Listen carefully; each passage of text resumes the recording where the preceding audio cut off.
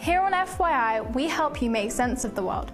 And right now there's a lot of fighting and upsetting news from the Middle East. So what's happening?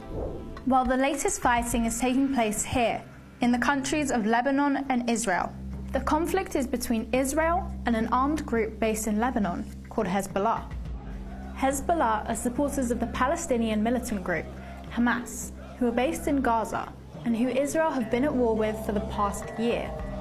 It began on the 7th of October 2023, when armed Hamas fighters breached border fences and launched a devastating surprise attack on Israel, targeting civilians as well as soldiers. Thousands of rockets were fired, more than 1,000 Israelis were killed, and around 250 hostages were seized. In the war that followed, around 40,000 Palestinians have been killed in Gaza. Both Hamas and Hezbollah are banned in Britain as terrorist organisations.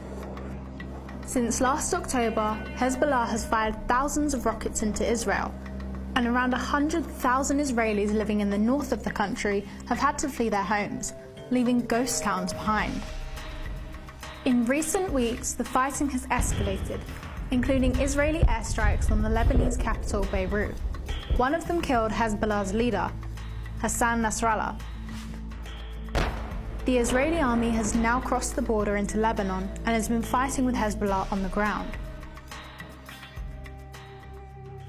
Sadly, fighting in the Middle East is not unusual, and it's all down to land. Both Hamas and Hezbollah are fighting for a separate Palestinian state that would include at least some land currently occupied by Israel. The country of Iran supports the terrorist groups, and this week fired lots of missiles into Israel. Most were shot down without causing major damage.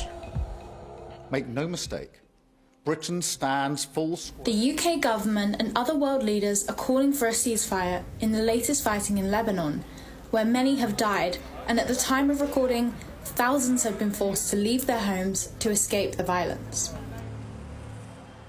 Like 9-year-old Celia, who had to flee her family home and is now staying with her grandmother. I came here because I was terrified of the war. They're bombing heavily. I wish they wouldn't bomb. When will this war stop? Charities are warning of the devastating effects the conflict is having on children and families. We know that 1 million people, which is quite a lot of the population of Lebanon, have moved in the last week to try and find somewhere safe. Some people are going to the homes of other friends or family in different parts of the country that are not being affected. Other people are going to shelters that are set up by the government to help protect people. These shelters are often schools, so where the children used to learn, they're now going there to live. And sometimes there can be as many as 20 people living in one classroom, which is a lot when you know how big your classroom is. We also heard from Ishai, a teenager living near Jerusalem in Israel.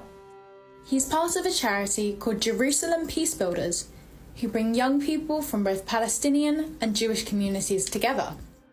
After living with war for a year, he told us he just wants peace in his country. He wanted to remain anonymous for his safety. It makes me feel scared for the people I love, for the people who are fighting in the north or in the south in Lebanon. I want my people in my country to have a simple life. A peaceful life is not taken for granted in Israel. You have to constantly live in fear of what's coming next, the next threat, the next war.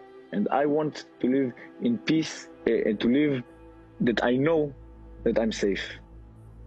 For more information on the conflict and the history behind it, go to our website, first.news/FYI.